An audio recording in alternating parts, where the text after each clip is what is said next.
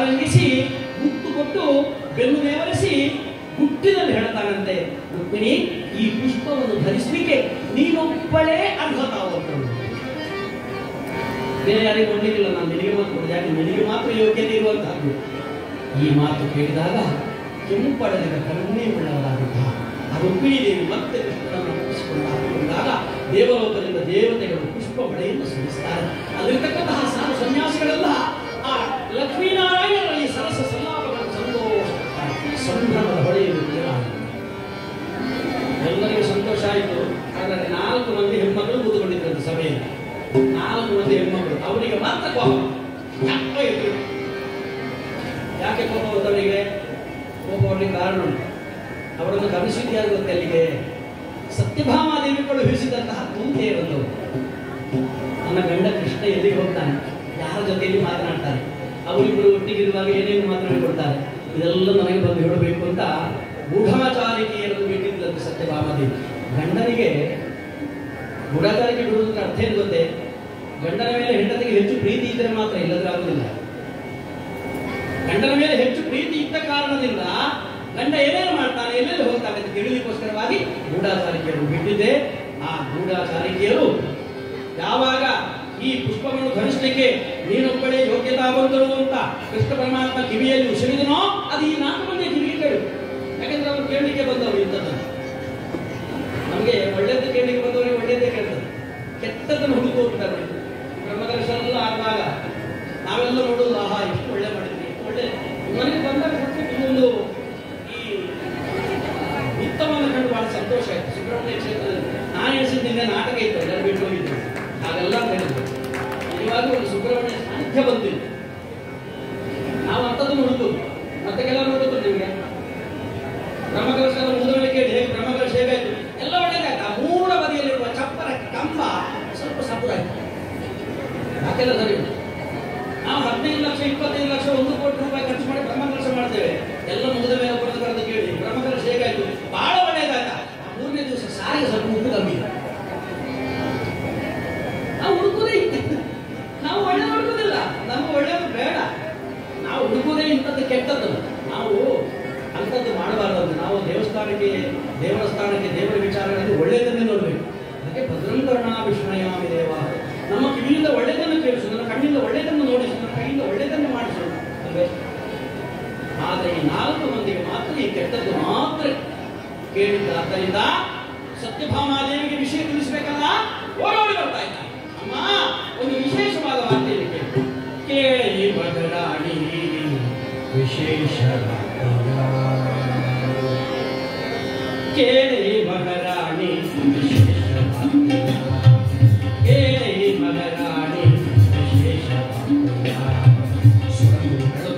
ಪೂಜಾ ಪುಷ್ಪ ಪಾಲಿಶಾಖದಿಂದ ಬಂದಿರುವ ಕೇಳಿ ಮಹಾರಾಣಿ ವಿಶೇಷ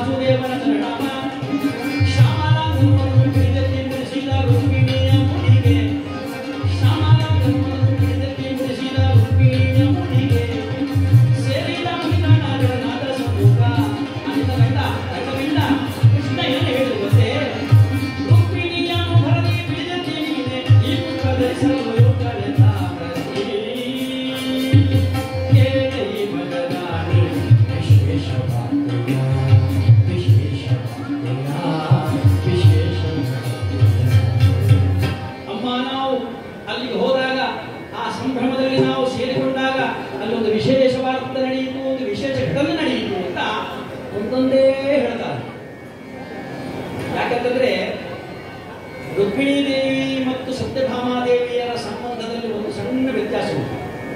ರುಕ್ಮಿಣೀ ದೇವಿ ಎಲ್ಲವನ್ನು ಕೂಡ ಸಹಿಸುವವರು, ಸತ್ಯಭಾಮ ಎಲ್ಲವನ್ನು ಸಹಿಸುವುದಿಲ್ಲ. ಈ ಒಂದು ಆಘಾತಕರವಾದ ವಿಷಯ ನಡೆದಿದೆ.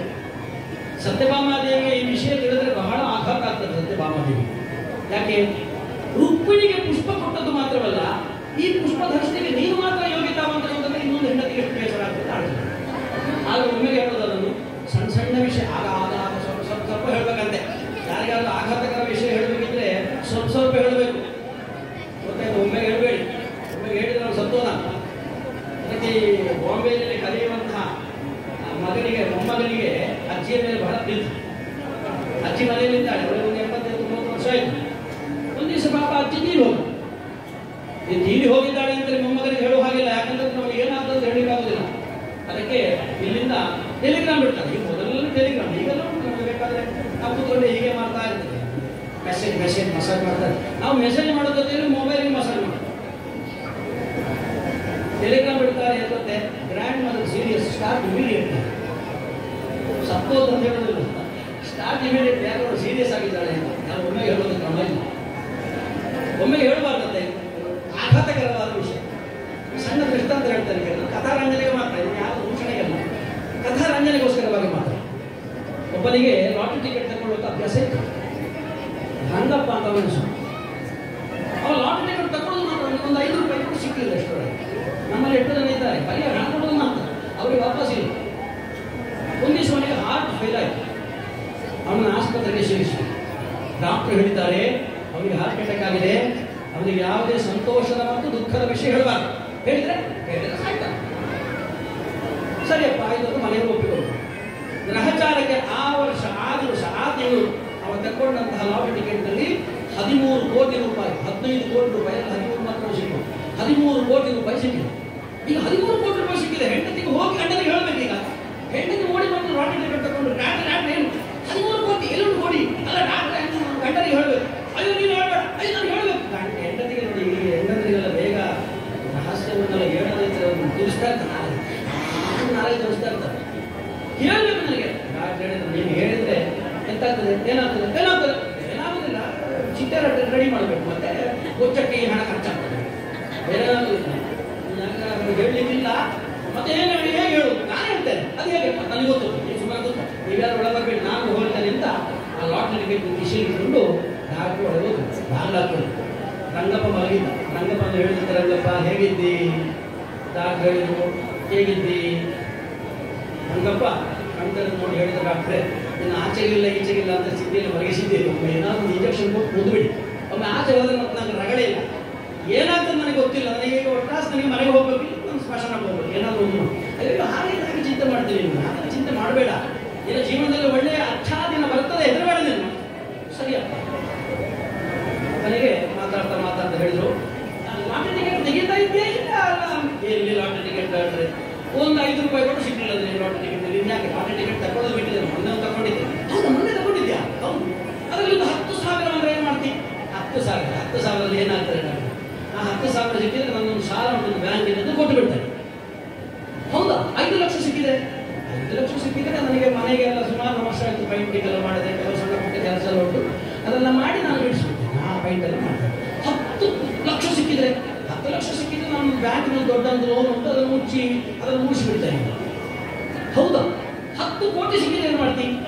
10 ಕೋಟಿ ಸಿಕ್ಕಿದ್ರೆ 5 ಕೋಟಿ ಬ್ಯಾಂಕ್ನಲ್ಲಿ ಇಡ್ತೇನೆ, ಒಂದು 5 ಕೋಟಿ ಮತ್ತೆ ನಾನು ಹೊಸ ಮನೆ ಕಟ್ಟದೆ ನಾನು ಮಾಡ್ತೇನೆ. ಹೌದಾ, 13 ಕೋಟಿ ರೂಪಾಯಿ ಸಿಕ್ಕಿದ್ರೆ ಏನು ಮಾಡ್ತೀನಿ? 13 ಕೋಟಿ ಸಿಕ್ಕಿದ್ರೆ ಅರ್ಧ ನಿಮಗೆ ಕೊಡ್ತೇನೆ, ಅಂತ ಹೇಳಿದ್ ಮಾತ್ರ ಡಾಕ್ಟರ್ ಮಾಲಿಕರು ಅಂತ ಹೇಳಿದ್ರು.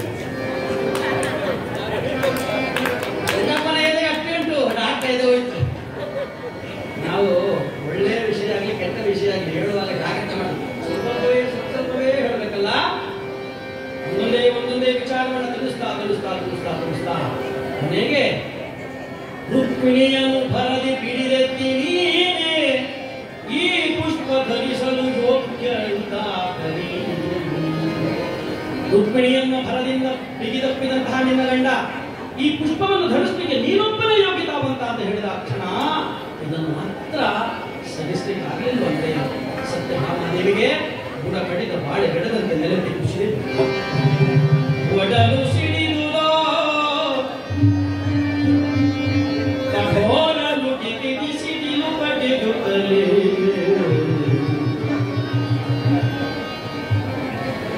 ಭುವನದ ಗರ್ಭ ನುಗಿದು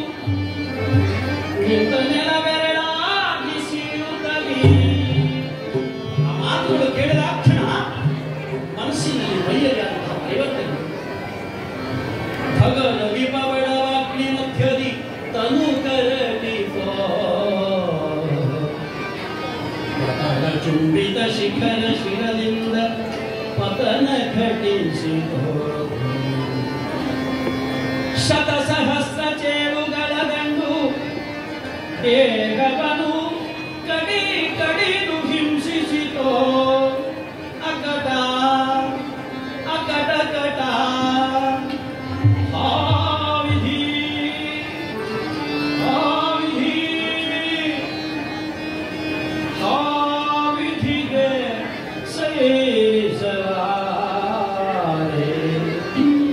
ಕಟ್ಟೆಯೊಡನೆ ಕಡಲೋಪಾದಿ ಕಣ್ಣೀರು ಕಪೋಲಗಳನ್ನು ಚುಂಬಿಸಿ ವಕ್ಷಸ್ಥಲವನ್ನು ತೊಯ್ದು ನಾಭಿಯಲ್ಲಿ ಕಣ್ಣೀರು ಕಡಲಾಯಿತೆಂದು ಸತ್ಯಭಾರತ ಕೃಷ್ಣ ಎಷ್ಟು ಕಾಲದಿಂದ ನಿನ್ನನ್ನು ನಾನು ಪೂಜಿಸ್ತಾ ಇದ್ದೆ ಆರಾಧಿಸ್ತಾ ಇದ್ದೆ ಮನದಲ್ಲಿಟ್ಟು ನಾನು ನೀನೇ ಸರ್ವಸ್ವ ಅಂತ ತಿಳ್ಕೊಂಡಿದ್ದೆ ಅನ್ಯಥಾ ಶರಣಂ ನಾಸ್ತಿ ತ್ವಮೇವ ಶರಣಂ ಮಮ ತಸ್ಮಾತ್ ಕಾರುಣ್ಯ ಭಾವೇನ ಲಕ್ಷ ಲಕ್ಷ ಜನಾರ್ದನ ಅಂತ ನೀನೇ ಮತಿ ನೀನೇ ಗತಿ ಅಂತ ನಾನು ಆರಾಧನೆ ಮಾಡ್ತಾ ಇದ್ದವನಿಗೆ ಇವತ್ತು ರುಕ್ಮಿಣಿ ದೇವಿ ಮಾತ್ರ ಈ ಪುಷ್ಪವನ್ನು ಧರಿಸಲಿಕ್ಕೆ ಯೋಗ್ಯತಾ ಬದ್ಧರು ಅಂತ ಹೇಳಿದ್ರೆ ನಾವೆಲ್ಲ ಅಯೋಗ್ಯವಂತರು ಅಂತ ಆಯ್ತಾರೆ. ಕೃಷ್ಣ ನಿನ್ನನ್ನೇ ನಂಬಿ ಸತ್ರಾದಿತರ ಸಂಪತ್ತನ್ನು ನಿರಾಕರಿಸಿ ಬಂದ ನನಗೆ ತಕ್ಕ ಶಾಸ್ತಿ ಮಾಡಿದೆ. ನನಗೆ ಊಟ ಬೇಡ, ನಿದ್ರೆ ಬೇಡ, ತಿಂಡಿ ಬೇಡ, ಯಾವುದು ಬೇಡ. ಕೃಷ್ಣ ನಿನ್ನ ಪ್ರೀತಿ ನನ್ನಿಂದ ತಪ್ಪಿ ಹೋಗ್ತಲ್ಲ ಎಂಬುದಾಗಿ ನೇರವಾಗಿ ಕೋಪಗೊಂಡಂತಹ ಸತ್ಯಭಾಮಾದೇವಿ ಕ್ರೋಧಾಗರವನ್ನು ಹೋಗುತ್ತ. ಕ್ರೋಧಾಗರ ಅಂತಂದ್ರೆ ಕೋಪ ಬಂದ್ರೆ ಹೋಗುವಂತ ಮನೆ.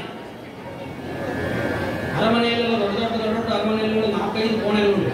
ಕ್ರೋಧಾಗರ, ಶೋಕಾಗರ, ಹರ್ಷಾಗರ, ಅಂತಃಪುರ.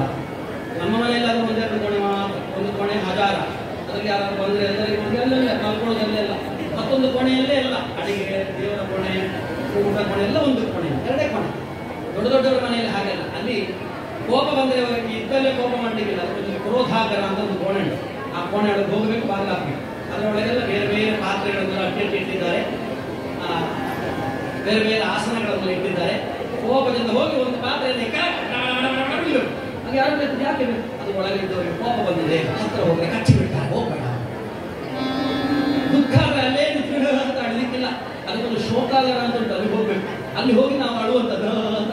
ಸಂತೋಷ ಅದನ್ನು ನಿಂತಲೇ ನಗಲಿಕ್ಕಿಲ್ಲ, ಅದಕ್ಕೆ ಹರ್ಷಾಗರ ಅಂತ ಅಲ್ಲಿ ಓಡಬೇಕು, ಅಲ್ಲಿ ಓಡಬೇಕು. ದೊಡ್ಡ ದೊಡ್ಡ ಅರಮನೆಯಲ್ಲಿರುವಂತಹ ವಿಚಾರ. ಇವಳು ಎಲ್ಲಿ ಹೋಗ್ತಾಳೆ? ಕ್ರೋಧಾಗರವನ್ನು ಹೋಗ್ತಾಳೆ. ಪುಕ್ಕಳ ಕ್ರೋಧಾಗರ ಇದ್ದಳು ಭವನ. ಪುಕ್ಕಳ ಕ್ರೋಧಾಗರ ಇದ್ದಳು ಭವನ. ತೆಗೆದು ಒಗೆದಳು, ತೆಗೆದು ಒಗೆದಳು, ತೆಗೆದು ಒಗೆದಳು.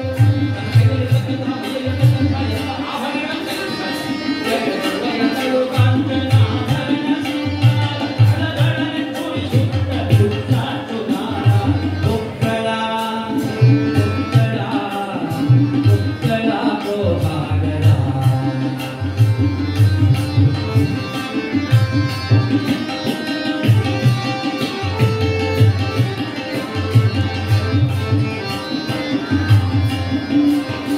ಹರವಿಕೇಶದ ರಾಶಿ ರುಧಿರ ತಿಲಕವನೊರಸಿ. ಹರವಿಕೇಶದ ರಾಶಿ,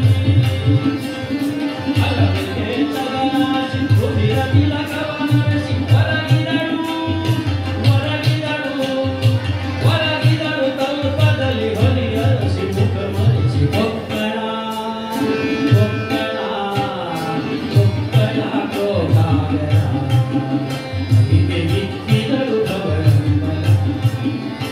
ತನ್ನ ಯಾವ ಕಾಂಚನಾಭರಣ ಸಿಂಗಾರವನ್ನೆಲ್ಲ ತೆಗೆದು ಬಿಸಾಕಿದ್ದಾರೆ. ತಾನುಟ್ಟ ಬಟ್ಟೆಯನ್ನು ಬಿಚ್ಚಿ ಧವಳಾಂಬರವನ್ನ ಬಿಳಿಬಟ್ಟೆಯನ್ನು ಧರಿಸಿಕೊಂಡಿದ್ದಾರೆ. ಕೋಪ ಬಂದಾಗ ತೋರಿಸುವಂತಹ ಲಕ್ಷಣಗಳು. ಹರವಿಕೇಶದ ರಾಶಿ ರುಧಿರ ತಿಲಕವನ್ನು ಒರೆಸಿ ತನ್ನ ಕೂದಲನ್ನು ಬಿಚ್ಚಿದ್ದಾರೆ. ಕಸಿಯಾಗಿ ಹಾಗೆ ಕೆದರಿಸಿ ಬಿಟ್ಟಿದ್ದಾರೆ. ಹಣೆಯಲ್ಲಿರತಕ್ಕಂತಹ ರುಧಿರ ತಿಲಕವನ್ನು ತಾನು ಒರೆಸಿ ಬಿಟ್ಟಿದ್ದಾರೆ. ಒರೆಸಿ ಬಾಯಿಗೆ ಅರಸಿ ಮುಖ ಮರೆಸಿ ಕಲ್ಪದಲ್ಲಿ ಹಾಗೆ ಕವಿಚಿ ಮಲಗಿದ್ದಾಳೆ. ಕೋಪ ಬಂದರೆ ತೋರಿಸಿಕೊಂಡ ಎಲ್ಲ ಲಕ್ಷಣಗಳನ್ನು ನೋಡುತ್ತಿದ್ದಾರೆ. ರುಕ್ಮಿಣೀ ದೇವಿ ಜೊತೆಯಲ್ಲಿ ವಿಹಾರ ಮಾಡಿದಂತಹ ಕೃಷ್ಣ ಪರಮಾತ್ಮ ಆ ವಿಹಾರವನ್ನು ಮುಗಿಸಿ ಬಂದಿದ್ದಾನೆ. ರುಕ್ಮಿಣಿಯನ್ನು ಅವಳ ಅಂತಃಪುರದಲ್ಲಿ ಬಿಟ್ಟು ನೇರವಾಗಿ ಸತ್ಯಭಾಮಾದೇವಿಯನ್ನು ನೋಡಲಿಕ್ಕೆ ಬಂದರೆ, ಯಾವಾಗಲೂ ತಾನು ಬಂದಾಕ್ಷಣ ಸತ್ಯಭಾಮಾದೇವಿ ಓಡೋಡಿ ಬಂದು ಕೃಷ್ಣನನ್ನು ಅಪ್ಪಿಕೊಂಡು ಹೋಗಿ ಕಾಣಿಸ್ತಾ ಇದ್ದಾರೆ. ಇಲ್ಲಿ ಹೋಗಿ ಏನಾಯಿತು ವಿಚಾರಣೆ ಮಾಡುವಾಗ ಸಖಿಯರು ಹೇಳ್ತಾರೆ, ಸ್ವಾಮಿ ಸ್ವಲ್ಪ ಮುಂಚಿನ ಮುಂಚೆ ಏನೋ ಕೋಪಗೊಂಡು ಹೋಗಿ ಕ್ರೋಧಾಗರದಲ್ಲಿ ಕೂತ್ಕೊಂಡಿದ್ದಾಳೆ, ಬಾಗಿಲು ಹಾಕಿಕೊಂಡಿದ್ದಾಳೆ. ಯಾರು ಬಾಗಿಲು ತಟ್ಟಲು ಕೂಡ ತಿಳಿಯುವುದಿಲ್ಲ. ಕೃಷ್ಣ ಪರಮಾತ್ಮನಿಗೆ ಮನಸ್ಸಿನಲ್ಲಿ ಸಂತೋಷ. ನಾನೊಂದು ನಾಟಕ ಮಾಡಲಿಕ್ಕೋಸ್ಕರವಾಗಿ ಒಂದು ಘಟನೆ ನಿರ್ಮಾಣ ಮಾಡಿದ್ದೆ, ಅದು ಸರಿಯಾದ ದಾರಿಯಲ್ಲಿ ಹೋಗ್ತಾ ಉಂಟು, ಸಂತೋಷ. ಯಾಕೆ ಪರಮಾತ್ಮ ಕಪಟ ನಾಟಕ ಸೂತ್ರಧಾರಿಯಲ್ವೇ?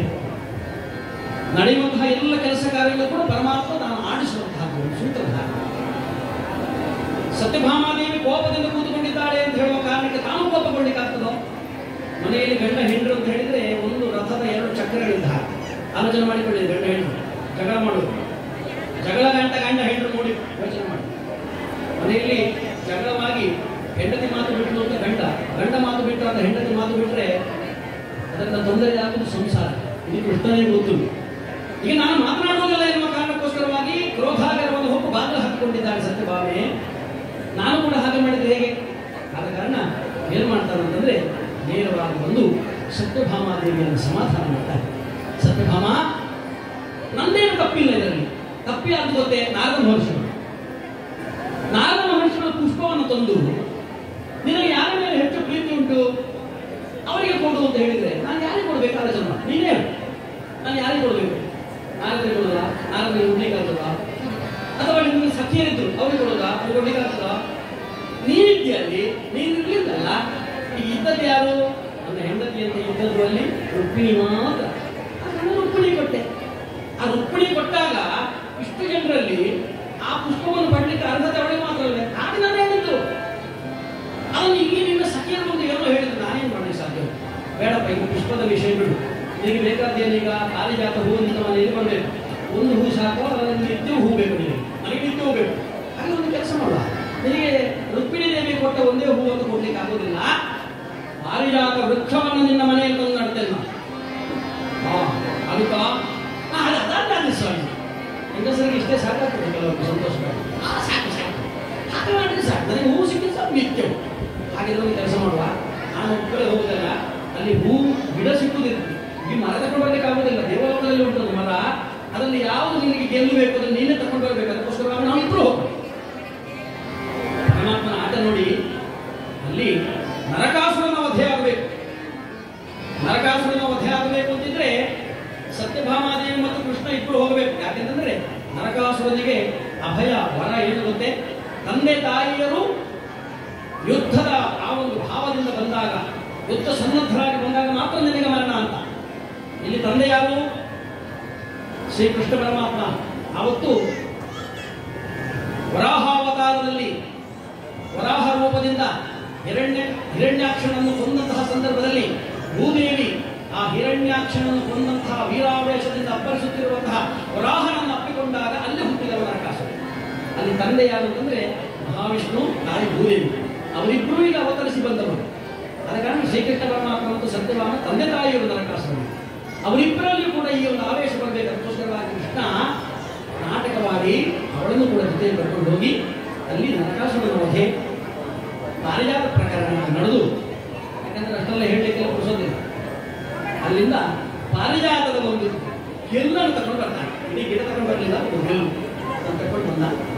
ತಗೊಂಡು ಬಂದು ನಡಬೇಕಲ್ಲ. ಎಲ್ಲಿ ನಡುವುದು? ರುಕ್ಮಿಣಿ ಮತ್ತು ಸತ್ಯಭಾಮಾದೇವಿಯರ ಮನೆಯ ಮಧ್ಯಭಾಗದಲ್ಲಿ ಒಂದು ಗೋಡೆ. ಆ ಗೋಡೆಯ ಪಕ್ಕದಲ್ಲಿ ಸತ್ಯಭಾಮಾದೇವಿಯ ಮನೆಯ ಅಂಗಳದಲ್ಲಿ ಈ ಗಿಡವನ್ನು ಪಾರಿಜಾತ ವೃಕ್ಷದಿಂದ ತಂದಂತಹ ಯಾವ ಆ ಶಾಖೆ ಅದನ್ನು ತಂದು ರುಕ್ಮಿಣಿ ದೇವಿ ಮತ್ತು ಸತ್ಯಭಾಮಾದೇವಿಯರ ಮನೆಯ ಮಧ್ಯಭಾಗದ ಗೋಡೆಯ ಪಕ್ಕದಲ್ಲಿ ಸತ್ಯಭಾಮಾದೇವಿಯ ಮನೆಯ ಅಂಗಳದಲ್ಲಿ ಈ ಗಿಡವನ್ನು ನಟ್ಟಾಕ್ಷಣ ಪರಮಾತ್ಮನ ಅಕ್ಷಯ ಹಸ್ತದಿಂದ ಆ ಗಿಡ ಚಿಗುರಿ ಗಿಡವಾಗಿ ಮೇಲೆದ್ದು ಮುಟ್ಟು ಬಂದು ಹೂವಾಯಿತಂತೆ. ಅದು ಪರಮಾತ್ಮನ ಅಕ್ಷಯ ಹಸ್ತದ ಫಲ. ನಾವೆಲ್ಲ ನಟರಾಗುವುದಿಲ್ಲ. ಬಂದು ಆಲೋಚನೆ ಮಾಡಿಕೊಳ್ಳಿ. ನಾವೆಲ್ಲ ಹೋದರೆ ಒಂದು ಗಿಡ ತಗೊಂಡು ಬರ್ತೇವೆ ಅಲ್ವಾ, ನಟೋಣ ಅಂತ. ನಾವು ನಟ್ಟರೆ ಒಂದೇ ದಿವಸದಲ್ಲಿ ಹೀಗೆಲ್ಲ ಆಗೋದಿಲ್ಲ. ನಾವು ಒಂದು ದಿವಸದಲ್ಲಿ ನಟ್ಟರೆ 2ನೇ ದಿವಸ ಮನೆಗೆ ಹೋಗ್ತೇವೆ. ಎಲ್ಲದಿದ್ದರೆ ನಮ್ಮನ್ನು ದೊಡ್ಡ ಬುದ್ಧಿ ಉಂಟು. ನಟ್ಟು 2 ದಿವಸ ಕಳೆದ ಮೇಲೆ ಮತ್ತೆ ಪುನಃ ತೆಗೆದು ನೋಡು ಬೇರು ಅಂತ. ಬೇರು ಬಂದು ವಾಪಸ್ ಅದು ಎಲ್ಲಿ ಬರ್ತದೆ? ಆಮೇಲೆ ವನ ಮಹೋತ್ಸವ ಅಂತ ಮಾಡ್ತೇವೆ ನಾವು. ಎಷ್ಟು ಗಿಡವನ್ನು ನಡ್ತೇವೆ ನಾವು. ಒಂದು ದಿವಸ ಮಾತ್ರ ನೀರು ಹಾಕಲಿಕ್ಕೆಲ್ಲ ಮಕ್ಕಳು ಬಂದು ನೀರು ಹಾಕೋದು. ವನ ಮಹೋತ್ಸವ ಬಹಳ ಸಂಭ್ರಮ. 2 ದಿವಸಗಳ ನೀರು ಹಾಕಲಿಕ್ಕೆ ಜನ ಇಲ್ಲ. ಮತ್ತೆ 3ನೇ ದಿವಸ ಒಣ ಮಹೋತ್ಸವ.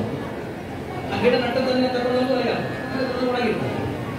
ಪರಮಾತ್ಮನ ಕೈ ಹಾಗೆಲ್ಲ. ಪರಮಾತ್ಮದ ಅಕ್ಷರ ಹಸ್ತ ನಟ್ಟಾಕ್ಷಣ ಚಿಗುರಿತಂತೆ ಪುಷ್ಪ ಉಲ್ಲಂಘಿಸಿತು. ಸತ್ಯಭಾಮಾದೇವಿ ನೋಡ್ತಾಳೆ, ಎಷ್ಟು ಪುಷ್ಪ ಉಂಟಿಲ್ಲಿ. ರುಕ್ಮಿಣಿ ದೇವಿಗೆ ಸಿಕ್ಕಿದ ಒಂದು ಪುಷ್ಪ ಮಾತ್ರ, ನನಗೆ ಇಷ್ಟೊಂದು ಪುಷ್ಪಗಳಿದೆಯಲ್ಲ, ಇದನ್ನು ನಾಳೆ ತಗೊಂಡು ಹೋಗ್ತೇನೆ. ನಾಳೆ ಕೊಂಡು ಹೋಗಿ ರುಕ್ಮಿಣಿ ದೇವಿಯ ಮುಂಭಾಗದಲ್ಲಿ ಈ ಪುಷ್ಪವನ್ನೆಲ್ಲ ತೋರಿಸಿ ಅಹಂಭಾವದಿಂದ ಅಪ್ಪರಿಸ್ತೇನೆ. ರುಕ್ಮಿಣಿ, ನಿನಗೆ ಒಂದೇ ಪುಷ್ಪ ಸಿಕ್ಕಿದ್ದು ನೋಡು ನನ್ನನ್ನು ಅಂತ. ಆ ಪುಷ್ಪವನ್ನು ಕಟ್ಟಿ ಮಾಲೆ ಮಾಡಿ ಕುತ್ತಿಗೆಗೆ ಹಾಕೊಳ್ತೇನೆ, ತಲೆ ಕಟ್ಟಿಕೊಳ್ತೇನೆ, ಕಿವಿಯಲ್ಲಿ ಇಟ್ಟುಕೊಳ್ತೇನೆ, ಮೂಗಿಯಲ್ಲಿ ಇಟ್ಟುಕೊಳ್ತೇನೆ, ಸೊಂಟ ಕಟ್ಟಿಕೊಳ್ತೇನೆ. ರುಕ್ಮಿಣಿ ದೇವಿ ಅಸೂಯೆಯಿಂದ ಕರಗಬೇಕು ಅಂತೆಲ್ಲ ಯೋಚನೆ ಮಾಡಿ ನಿದ್ರೆ ಮಾಡಿದ್ದಾಳೆ ಸತ್ಯಭಾಮಾದೇವಿ. ಮರು ದಿವಸ ಬೆಳಿಗ್ಗೆ ಎದ್ದು ಒಂದು ದೊಡ್ಡದಾದ ಬುಟ್ಟಿಯನ್ನು ಹೊತ್ತುಕೊಂಡು, ಯಾಕೆ ಅಷ್ಟು ಪುಷ್ಪ ಉಂಟಲ್ಲ ಅಂತ ಹೊತ್ತುಕೊಂಡು ಹೋಗ್ಬೇಕಲ್ಲ. ಪುಷ್ಪವನ್ನು ತಕೊಂಡು ಬಂದು ಇನ್ನೇನು ಆ ಗಿಡದ ಬಳಿಗೆ ಬಂದ ಕ್ಷಣ ತನ್ನ ಕಣ್ಣನ್ನೇ ತಾನು ನಂಬಲಾದಂತೆ ಸತ್ಯಭಾಮಾದೇವಿ ನೋಡ್ತಾ ಇದ್ದಾಳೆ. ತರುಪ ಭಾಗಿಸಿ ಶಾಖ ಮೂಲದಿ ಅವಳಿರುವ ಪುಷ್ಪಂಗಳೂ. ಸತ್ಯಭಾಮಾದೇವಿಯ ಮನೆ ಅಂಗಳದಲ್ಲಿ ಬೆಳೆದಿದ್ದಂತಹ ಯಾವ ಆ ತರು ಉಂಟು, ತರು ಅಂದ್ರೆ ಗಿಡ, ಆ ಪಾರಿಜಾತ ವೃಕ್ಷ ಏನು ಮಾಡಿದೆ ಗೊತ್ತೇ? ತರುವ ಭಾಗಿಸಿ ಶಾಖ ಮೂಲದಿ ಅರಳಿರುವ ಪುಷ್ಪಂಗಳೂ. ಗರತಿ ರುಕ್ಮಿಣಿ ಅಂಗಳಕ್ಕೆ ಎಡೆಬಿಡದೆ ಸವಿಸುತ್ತಿರೆ. ಆ ಪುಷ್ಪವನ್ನೆಲ್ಲ ಬಾಗಿಸಿ ರುಕ್ಮಿಣಿ ಅಂಗಳಕ್ಕೆ ಸುರಿಸ್ತಾ ಉಂಟಂತೆ ಎಲ್ಲ ಪುಷ್ಪಗಳು. ಸತ್ಯಭಾಮಾದೇವಿಯ ಅಂಗಳದಲ್ಲಿ ಪುಷ್ಪಗಳೇ ಇಲ್ಲ, ಎಲ್ಲ ಆಚೆ ಮನೆ. ಈ ಪಾರಿಜಾತ ನಟ್ಟರೆ ಒಂದು ಸಂಗತಿ ಹಾಗೆ, ಆ ಪಾರಿಜಾತ ಇಲ್ಲಿ ನಟ್ರೆ ಹೂವೆಲ್ಲ ಬೀದಿಯ ಪಾರಿಜಾತದ ಗುಣವೇ ಹಾಗೆ. ಇಲ್ಲಿ ನಟ್ರೆ ಇವನೇ ಕೊಡುವುದಿಲ್ಲ ಪುಷ್ಪ. ಇಲ್ಲಿ ನೋಡ್ತಾಳೆ, ಒಂದೇ ಒಂದು ಪುಷ್ಪ ನನ್ನ ಮನೆ ಅಂಗಳದಲ್ಲಿಲ್ಲ, ಎಲ್ಲ ಪುಷ್ಪಗಳು ಕೂಡ ರುಕ್ಮಿಣಿ ದೇವಿಯ ಮನೆ ಅಂಗಳದಲ್ಲಿ ಉಂಟು. ಪಾರಿಜಾತ ಪುಕೈತ ಈಪರಿ ಕುರಿತರು ಪರಿತ ಪಿಸಿ ಭಾವೆ.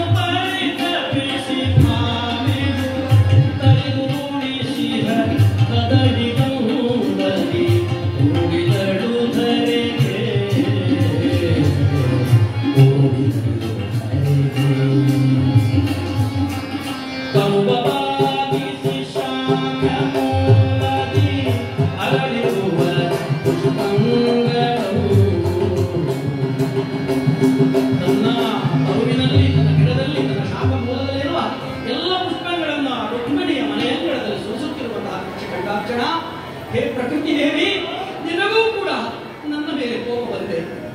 ಕೃಷ್ಣ ಪರಮಾತ್ಮ ಮೋಸ ಮಾಡಿದ, ಮಾನವ ಮೋಸ ಮಾಡಿದ್ರು, ಈಗ ಈ ಪ್ರಕೃತಿ ಪಾರಿಜಾತ ವೃಕ್ಷವೇ ನನಗೆ ಮೋಸ ಮಾಡ್ತಾ ಇದ್ದೇನೆ. ನಾನೇನ್ ಮಾಡ್ಲಿ? ಪುಷ್ಪಗಳನ್ನು ಧರಿಸಿಕೊಂಡಾದ್ರೂ ಸಂತೋಷ ಪಡೋಣ ಅಂತಂದ್ರೆ ಒಂದೇ ಒಂದು ಪುಷ್ಪ ನನ್ನ ಮನೆ ಅಂಗಳದಲ್ಲಿ ಇರುವಂತ. ಏನು ಮಾಡಲಿ?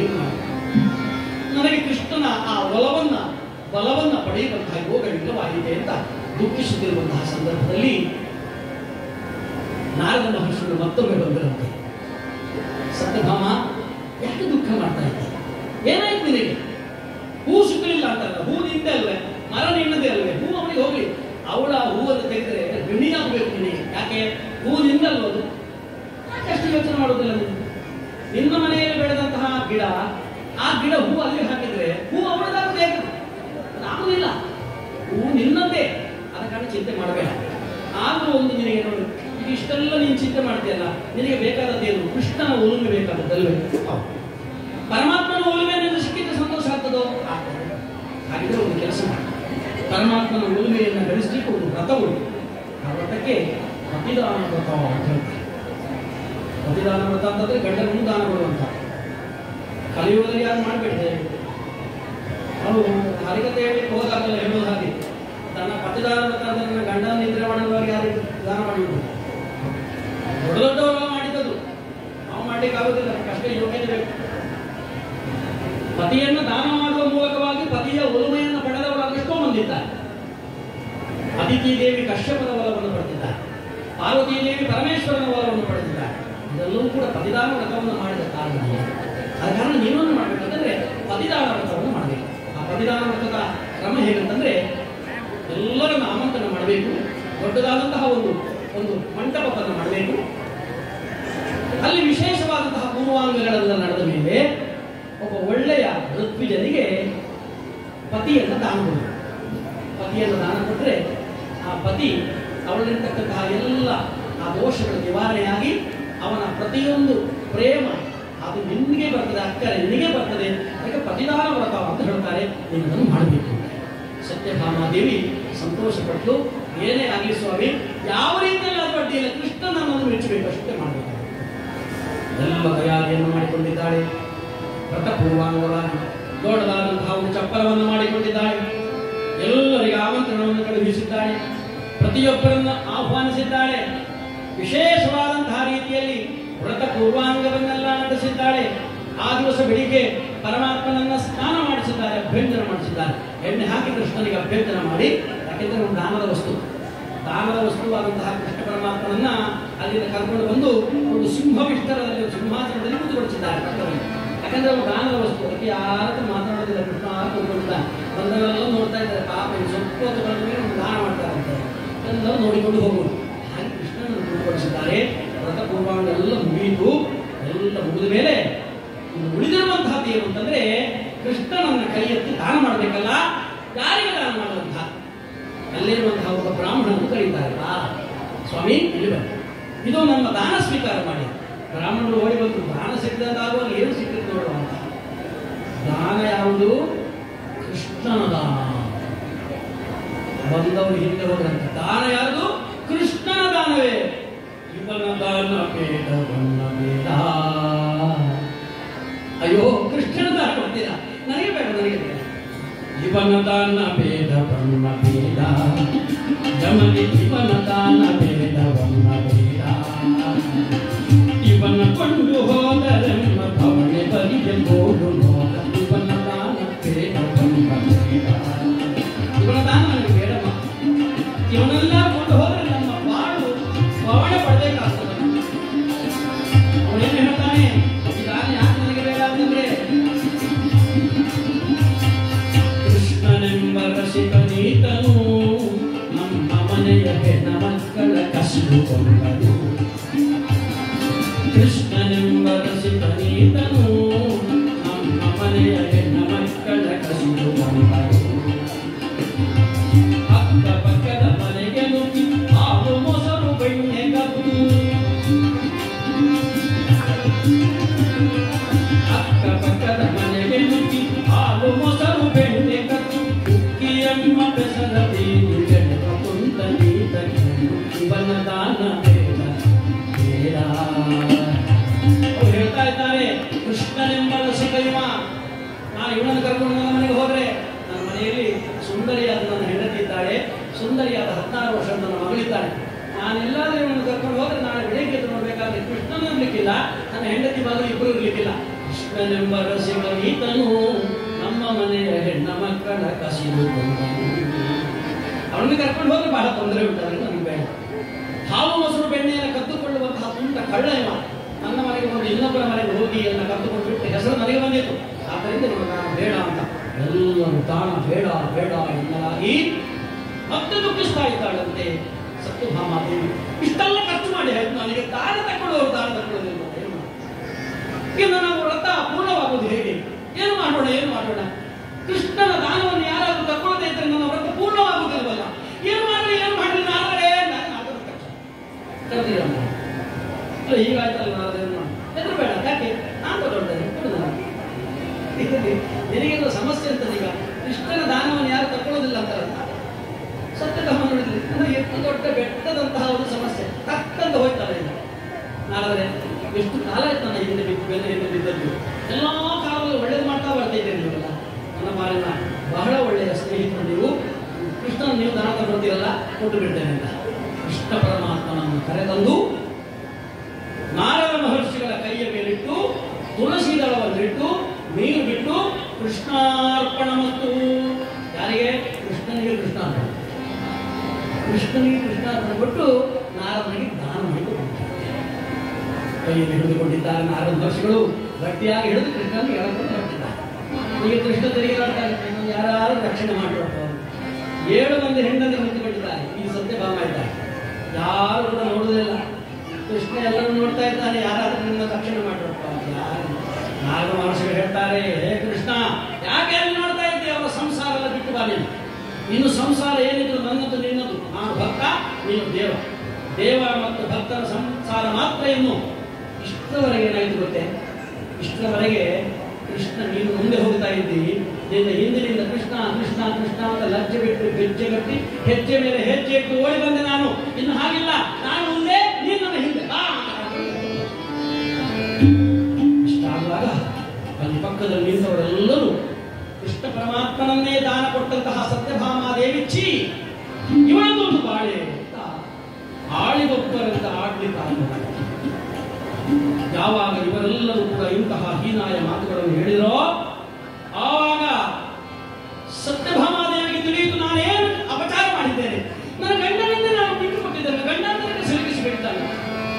ನಾನು ನಿಮ್ಮ ಮಾತು ಕೇಳಿ ನನ್ನ ಗಂಡನನ್ನು ನಾನು ನಿಮಗೆ ಕೊಟ್ಟು ಬಿಟ್ಟಲ್ಲ. ಗಂಡನ ಪ್ರೀತಿ ಬೇಕು ಅಂತ ಹೇಳಿ ಗಂಡನನ್ನೇ ಕೊಟ್ಟು ಬಿಟ್ಟಂತಹ ಸಣ್ಣನಾಗಿ ಬಿಟ್ಟನಲ್ಲ ನಾನು. ಕೃಷ್ಣ ನಿನ್ನನ್ನು ಬಿಡ್ಲಿಕ್ಕೆ ಆಗೋದಿಲ್ಲ. ಕೊರೆದು ಜೀವಿಸಬಹುದೇ ಹರಿ ನಿನ್ನ ಚರಣ. ಕೃಷ್ಣ ನಿನ್ನನ್ನು ಬಿಟ್ಟು ನನಗೆ ಆಗುತ್ತಿಲ್ಲ. ನಿನ್ನನ್ನು ಬಿಟ್ಟು ಒಂದು ಕ್ಷಣವೂ ಕೂಡ ಬಾಳುವಂತಹ ಪರಿಸ್ಥಿತಿ ನಮ್ದಲ್ಲ. ನಾನು ಬಿಟ್ಟು ಹೋಗಬೇಡ ಕೃಷ್ಣ, ನನ್ನನ್ನು ಬಿಟ್ಟು ಹೋಗಬೇಡ ಅಂತ 2 ಕಾಲಗಳನ್ನು ಗಟ್ಟಿಯಾಗಿ ಹಿಡ್ಕೊಂಡಿದ್ದಾರೆ. ನಾರದ ಮಹರ್ಷಿ ಹೇಳ್ತಾರೆ, ಸತ್ಯಭಾಮ ಏನಮ್ಮ ನೀನು ದಾನ ಕೊಟ್ಟ ಮೇಲೆ ದಾನ ಕೊಟ್ಟದ್ದು ಹೋಯ್ತು ಹೋಯ್ತು ಅಂತ ಯಾರೋ ಒಬ್ಬ ಹೇಳ್ತಾರೆ. ಈಗ ಯಾರ್ಯಾರು ದಾನ ಕೊಟ್ಟರೆ ಅಯ್ಯೋ ನನ್ನ ಸಾಮಾನು ಹೋಗ್ತಾ ಬಿಡ ಯಾರು ಹೇಳ್ತಾರೆ. ಹೇಳ್ಬಾರ್ದು. ದುಃಖಿಸ್ತ ದಾನ ಕೊಡುತ್ತಾರೆ, ಕೊಟ್ಟದ್ರ ಫಲ ಸಿಕ್ಕುವುದಿಲ್ಲ. ನೀನು ಹೇಗೂ ದಾನ ಕೊಟ್ಟಾಯ್ತಲ್ಲ, ನನಗೆ ಬಿಟ್ಟಾಯ್ತಲ್ಲ, ನಿಮ್ಮನ್ನ ಯೋಚನೆ ಬಿಡುದೇನೋ, ನಾನು ನೋಡ್ಕೊಂತೇನೆ ಕೃಷ್ಣನನ್ನು. ಇಲ್ಲ ಇಲ್ಲ ಇಲ್ಲ ಆದರೆ ನಿಮಗೆ ಗೊತ್ತಿಲ್ಲ ಸಂಸಾರಿಗಳ ಸಂಕಟ ಏನು ನಿಮಗೆ ಗೊತ್ತಿಲ್ಲ. ಯಾಕೆ ನೀವು ಬ್ರಹ್ಮಚಾರಿಗಳಾದ ಕಾರಣ ಇಷ್ಟು ಕಾಲ ನನ್ನ ಹಿಂದೆ ಬಂದು ನನಗೆಲ್ಲ ದುರುಪದೇಶಗಳನ್ನು ಮಾಡಿ ಕೊನೆಗೆ ಇಂತಹ ಒಂದು ಸ್ಥಿತಿಯಲ್ಲಿ ತಂದೊಡ್ಡಿದವರು ನೀವಲ್ವೇ? ನನ್ನ ಸಂಸಾರವನ್ನು ಹಾಳು ಮಾಡಿದವರು ನೀವಲ್ವೇ? ನೀವು ಸಂಸಾರಿಯಾಗಿ ಹೋಗಬೇಕು. ಶಾಪ. ಸತ್ಯಭಾಮಾದೇವಿ ನಾರದ ಮಹರ್ಷಿಗಳಿಗೆ ಶಾಪ ಕೊಟ್ಟಂತ. ಸಂಸಾರಿಗಳ ಕಷ್ಟ ಏನು ಅಂತ ನಿಮಗೆ ಗೊತ್ತಿಲ್ಲ ಕಾರಣ ಇಷ್ಟೆಲ್ಲ ಮಾಡಿದ್ದೀರಿ. ಮುಂದಿನ ಜನ್ಮದಲ್ಲಿ ನೀವು ಸಂಸಾರಿಯಾಗಿ ಹೋಗ್ತೀರಿ ಅಂತ ಅವರೇ ಪುರಂದರದಾಸರಾಗಿ ಹುಟ್ಟಿದ್ರು ಅಂತ ಪುರಂದರದಾಸರು ತನ್ನ ಕಥೆಯಲ್ಲಿ ಹೇಳಿಕೊಂಡಿದ್ದಾರೆ. ನಾನು ನಾರದರು ಸತ್ಯಭಾಮಾದೇವಿಯ ಶಾಪದಿಂದ ಪುರಂದರದಾಸರಾಗಿ ಹುಟ್ಟಿ ಸಂಸಾರದ ಕಷ್ಟವನ್ನು ಅನುಭವಿಸಿದರು ಅಂತ ಕಥೆ ಉಂಟು. ಅಂತಹ ಆ ಶಾಪ ಕೊಟ್ಟಾಗ ನಾರದ ಮಹರ್ಷಿ ಹೇಳ್ತಾರೆ, ನಿಮ್ಮ ಶಾಪವನ್ನ ನಾನು ಸಂತೋಷ ಸ್ವೀಕಾರ ಮಾಡ್ತೇನೆ ತಾಯಿ. ನನಗೆ ಗೊತ್ತಿದೆ ಸಂಸಾರಿಗಳ ತಾಪತ್ರ ಏನು ಅಂತ. ನಿನಗೆ ಬೇಕಾದ್ದೇನು ಗಂಡನಲ್ವೇ? ಕೊಟ್ಟುಬಿಟ್ಟೆ. ನಿನ್ನ ಗಂಡ ನಿನಗಿರಲಿ, ಆದರೂ ಒಂದು ಷರತ್ತು. ಏನು?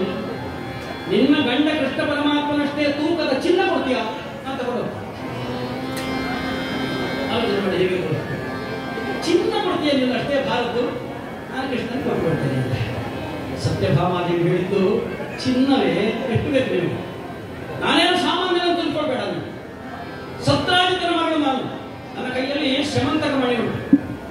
ಆ ಶ್ರಮಂತಕ ಮಣಿಯ ಪ್ರಭಾವದಿಂದ ದಿನವೊಂದರ 80 ತೊಲೆ ಚಿನ್ನ ಶ್ರಮಿಸ್ತವಾಗುತ್ತದೆ. ಅದನ್ನೆಲ್ಲ ಗಂಟು ಗಂಟೆಗಳು ನನಗೆ ಯಾಕೆ ಚಿನ್ನ ಎಲ್ಲ ಅಟ್ಟದಲ್ಲಿ ಇಟ್ಟಿದ್ದೇನೆ ನಾನು. ಗೋಣಿ ಆ ಗೋಣಿ ಕಟ್ಟಿಟ್ಟದನ್ನು ತಗೊಂಡು ಬರ್ತೇನೆ ಚಿನ್ನವನ್ನು.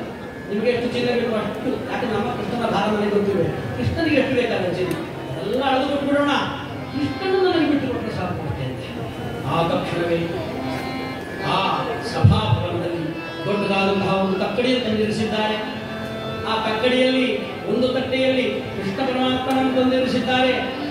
ಆ ಬಳಿಕ ಇನ್ನೊಂದು ತಟ್ಟೆಯಲ್ಲಿ ಅರಮನೆಯಲ್ಲಿ ತಾವು ಕಾದಿರಿಸಿದ್ದಂತಹ ಚಿನ್ನದ ಗೋಡಿ ಕಟ್ಟು ಚಿನ್ನಗಳ ಆ ವರಹದ ಆ ಚಿನ್ನದ ನಾಣ್ಯಗಳ ಗಂಟನ್ನು ತಂದು ಆ ತಟ್ಟೆಯಲ್ಲಿ ಇಡುತ್ತಾರೆ. ಎಷ್ಟು ಚಿನ್ನ ಇಟ್ಟು ಕೂಡ ಕೃಷ್ಣ ಪರಮಾತ್ಮನ ತಟ್ಟೆ ಸರಿಭಾಗಕ್ಕೆ ಬರುವುದಿಲ್ಲ. ಸತ್ಯಭಾಮಾದೇವಿಗೆ ಆಶ್ಚರ್ಯ, ಇಷ್ಟು ಭಾರ ಇರ್ತಾರೆ, ಇಷ್ಟು ಚಿನ್ನ ಇಟ್ಟು ನಾನು ಇನ್ನೂ ಕೂಡ ಸರಿಯಾಗುವುದಿಲ್ಲ. ನಾರದ ಮಹರ್ಷಿಗಳು ಪ್ರಾರ್ಥನೆ ಮಾಡಿದಂತ, ಕೃಷ್ಣ ಗಟ್ಟಿ ಕೂತ್ಕೋ. ನೀನು ಎಷ್ಟು ಗಟ್ಟಿ ಕೂತ್ಕೊಳ್ತೀವೋ ಅಷ್ಟು ಚಿನ್ನ ಇಲ್ಲಿ ಹೆಚ್ಚಾಗ್ತದೆ. ಈ ಬಡ ದರಿದ್ರ ಬ್ರಾಹ್ಮಣನಿಗೆ ಬಂದಂತಹ ದರಿದ್ರದ ನಿವಾರಣೆ ಅಂದರೆ ಗಟ್ಟಿ ಕೂತ್ಕೊಂಡು ಹೇಳಿದಕ್ಕೆ ಕೃಷ್ಣ ಗಟ್ಟಿ ಕೂತ್ಕೊಂಡಿದ್ದಾನೆ. 2 ಚಿನ್ನ ಕೂಡ ತಪ್ಪು ಸಮಾನ. ಈಗ ಮತ್ತೊಮ್ಮೆ ಬೇಚು ನೋಡಿ ಹಾಕ್ತಾನೆ. ನಾವೇನು ಮಾಡಲಿ? ಇಷ್ಟೆಲ್ಲ ಮಾಡಿದ್ರು ಕೂಡ ಸೋಲು ನನಗೆ ಆಗ್ತಾ ಉಂಟಲ್ಲ, ಏನು ಮಾಡಲಿ?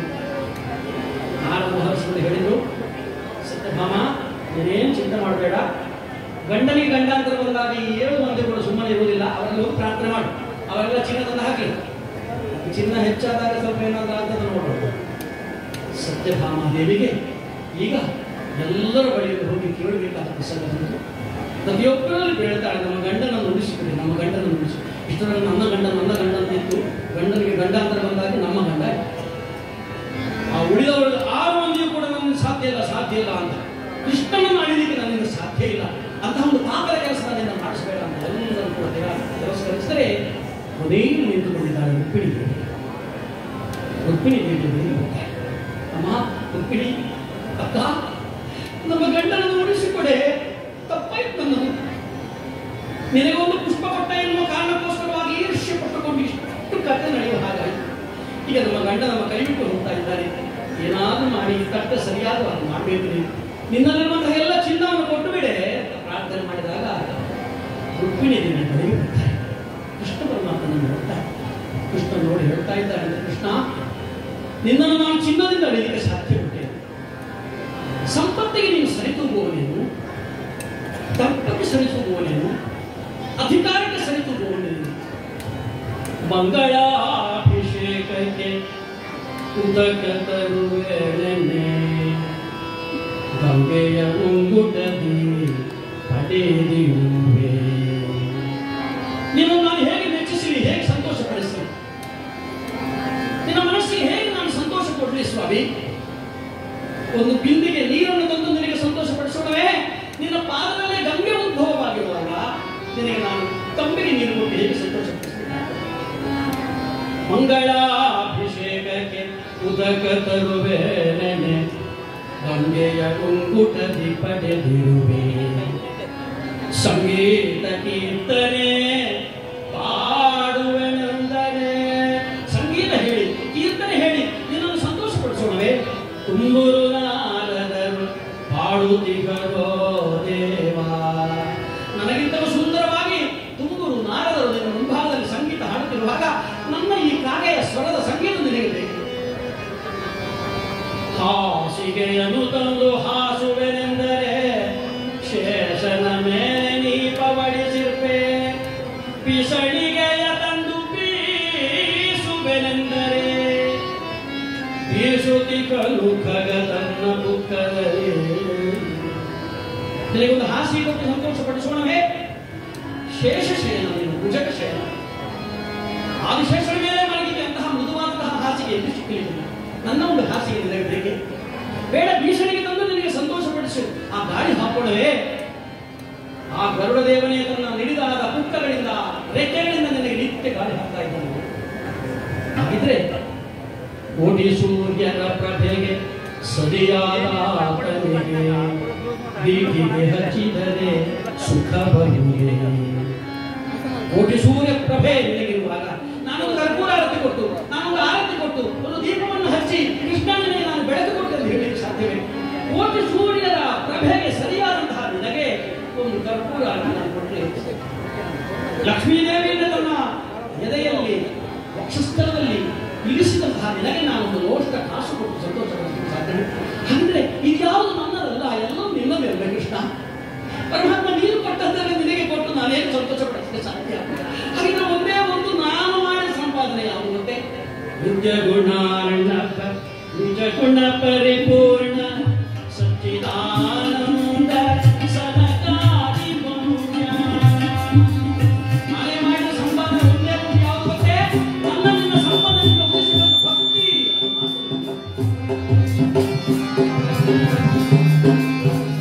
ನಿಜ ಗುಣ ಪರಿಪೂರ್ಣ ಸಚ್ಚಿದಾನಂದ ಸನಕಾದಿ ಪುಣ್ಯ. ಭಕ್ತಿದಾಯಕ ನಮ್ಮ ಪುರಂದರ ವಿಠಲ, ಮುಕ್ತಿದಾಯಕನನ್ನು ಸ್ತುತಿಸಿ ಕೊಂಡಾಡುವೆ. ಹೇಗೆ ಮೆಚ್ಚಿಸಲಿ ಅರ್ಚಿಸಲಿ ನಿನ್ನ ಆಕಾಶದಲ್ಲಿ ವಂದನೆಯ. ಹೇಗೆ ಮೆಚ್ಚಿಸಲಿ ಅರ್ಚಿಸಲಿ ಕೃಷ್ಣ. ಇದು ನಿನಗೆ ನನ್ನ ಭಕ್ತಿಯನ್ನು ಕೊಡ್ತೇನೆ. ಆ ಭಕ್ತಿ ಮಾತ್ರ ನನ್ನದು, ಅದು ನಿನ್ನದಲ್ಲ, ನಿನ್ನ ಸೊತ್ತಲ್ಲ. ನಿನ್ನ ನನ್ನ ಸಂಬಂಧದಿಂದ ನನ್ನ ಹೃದಯದಲ್ಲಿ ಬೆಳೆದು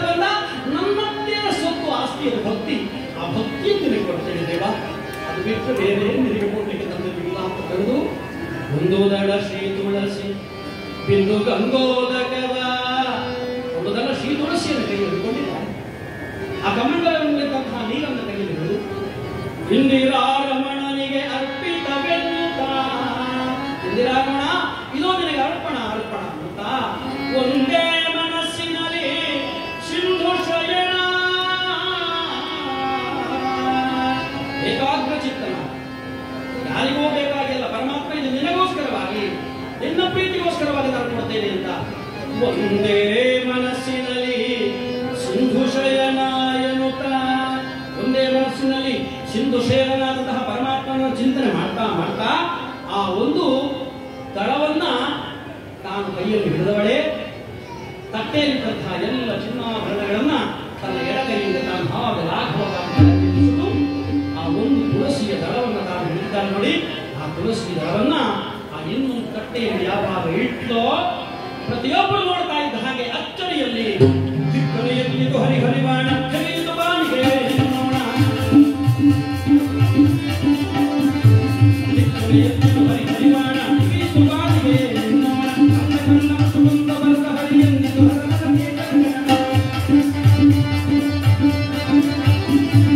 ಪರಮ ಮನೋಹರ ಭೀಕರ ಸುಂದರ ತೋರಿದ ರಮಣಿಯ ಸಾಕ್ಷಾತ್ಕಾರ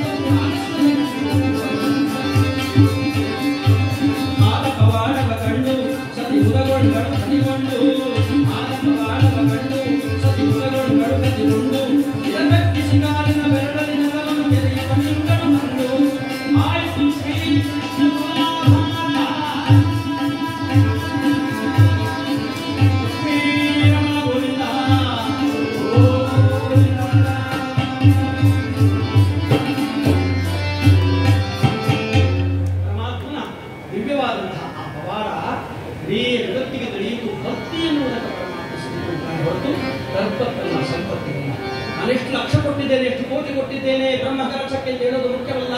ಬದಲಾಗಿ ನಾನು ಎಷ್ಟು ಭಕ್ತಿಯಿಂದ ಇಲ್ಲಿ ಮೈ ತುಳಿದು ಕೆಲಸ ಮಾಡಿದ್ದೇನೆ ಅದು ಅದೇ ಪರಮಾತ್ಮ ಉಳಿತಾನೆ ಹೊರತು ನಾನು ಕೊಟ್ಟ ಕೋಟಿಗಲ್ಲ. ನಾನು ಕೊಟ್ಟ ಕೋಟಿ ಪರಮಾತ್ಮ ಹೇಳ್ತಾನೆ ನಾನೇ ಕೊಟ್ಟದ್ದೇನೆ, ನನಗೇನು ಕೊಡ್ತೇನೆ. ನನ್ನ ಮೈಯಲ್ಲಿರ್ತಕ್ಕಂತಹ ಆ ಕಸು ಭಕ್ತಿಯಿಂದ ಇಲ್ಲಿ ಒಂದು ಸಾರಿಸು, ಸಾರಿಸು, ಒಂದು ಎಲೆ ಎತ್ತು ಕೆಲಸಕ್ಕೆ ನಾನು ಉಳಿತೇನೆ. ಆ ಭಕ್ತನ ಆ ಭಕ್ತಿ ಭಾವವನ್ನು ತೋರಿಸತಕ್ಕಂಥ ಶ್ರೀಕೃಷ್ಣ ತುಲಾಭಾರ ಎನ್ನುವಂತಹ ಕಥಾಭಾರವನ್ನು ನಾನು ನಾಟಕ ರೂಪದಲ್ಲಿ ತೋರಿಸಿದಂತೆ ಪರಮಾತ್ಮ ಜಗತ್ತಿಗೆ ಭಕ್ತಿಯ ಪಾರಮ್ಯವನ್ನು ತಾನು ತಿಳಿಸಿಕೊಳ್ತಾರೆ. ಸತ್ಯಭಾಮಾದೇವಿ ನಾಚಿಕೆಯನ್ನು ಕರೆತರಿಸಿದವರನ್ನು ಬಡಿಕರೆದು ರುಕ್ಮಿಣೀ ದೇವಿಯನ್ನು ಜೊತೆಯಲ್ಲಿ ಆಲಂಗಿಸಿದಂತಹ ಕೃಷ್ಣ ಪರಮಾತ್ಮ ಹೇಳ್ತಾನೆ, ಇದೆಲ್ಲ ನಾನು ಆಡಿಸಿದ ನಾಟಕ. ಈ ನಾಟಕದಲ್ಲಿ ನೀವೆಲ್ಲರೂ ನಿಮ್ಮ ಪಾತ್ರಗಳನ್ನು ಸರಿಯಾಗಿ ಮಾಡಿಕೊಂಡಿದ್ದೀರಿ. ಎಲ್ಲರೂ ಕೂಡ ಕೃಷ್ಣನಾದಂತಹ ಪರಮಾತ್ಮನಾದ ನನ್ನ ಅನುಗ್ರಹಕ್ಕೆ ಪಾತ್ರರಾಗಿದ್ದೀರಿ. ಯಾರು ಭಯಪಡಬೇಡಿ. ಜಗತ್ತಿಗೆ ನನ್ನ ಬೋಧನೆ ಏನು ಅಂತಂದ್ರೆ ಪತ್ರಂ ಪುಷ್ಪಂ ಫಲಂ ಯೋ ಮೇ ಭಕ್ತ್ಯಾ ಪ್ರಯಚ್ಛತಿ ತದಹಂ ಭಕ್ತುವರ್ಧಕಂ ಅಶ್ನಾಮಿ ಪ್ರಯತಾತ್ಮನಃ. ಇದು ನನ್ನ ಜಗತ್ತಿಗೆ ನನ್ನ ಆ ಒಂದು ಸಂದೇಶ ಇರುತ್ತೆ. ಪಾಂಡವರ ಮನೆಯಲ್ಲಿ ಕುದುರೆಗಳ ತಾತೊಳೆದು ಪುಂಡರೀಕಾಕ್ಷಾನು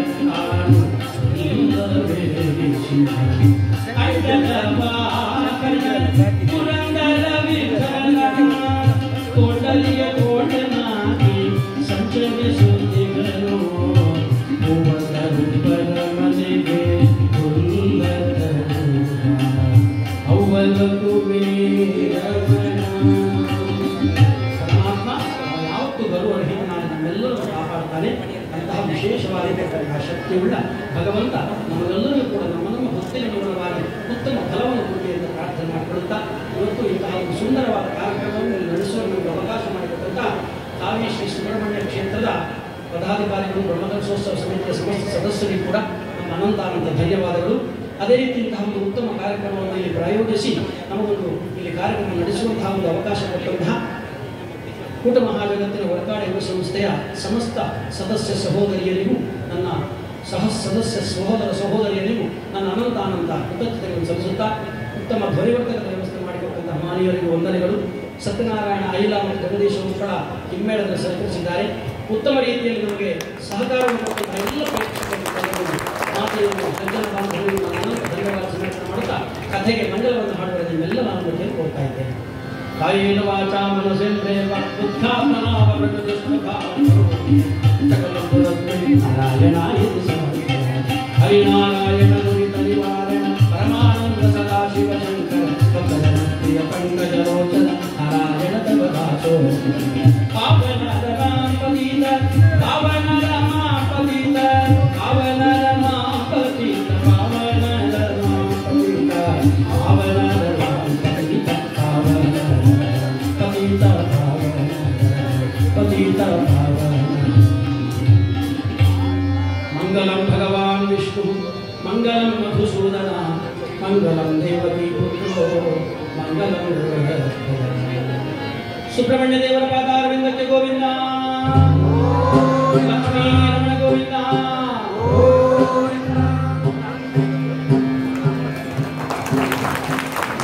ಸಾಲಿಗ್ರಾಮದ ಧರ್ಮದರ್ಶಿ ಶ್ರೀ ಸದಾಶಿವಕ ಹೊರಕಾಡ ಯುವ ಸಂಸ್ಥೆಯ ಅಧ್ಯಕ್ಷರು ಶ್ರೀ ಲಕ್ಷ್ಮೀನಾರಾಯಣ ಹೊಳ್ಳ, ಅದೇ ರೀತಿ ಕಾರ್ಯದರ್ಶಿ ರಮೇಶ್ ಹೊಳ್ಳ ಅವರು ಶ್ರೀ ಚರಣಗೌಡರಿಗೆ ಸ್ಮರಣಿಕೆಗಳನ್ನು ಕೊಟ್ಟು ಕ್ಷೇತ್ರದ ಗೌರವಕ್ಕೆ ಗೌರವಿಸುತ್ತಿದ್ದಾರೆ.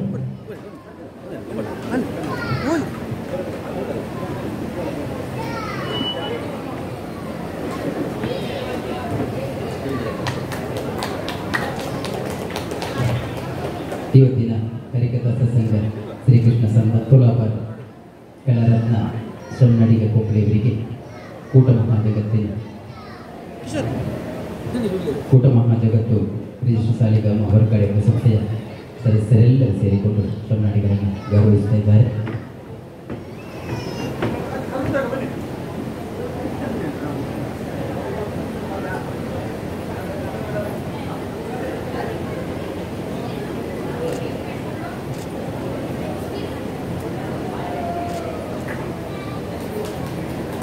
ಈ ಕಾರ್ಯಕ್ರಮ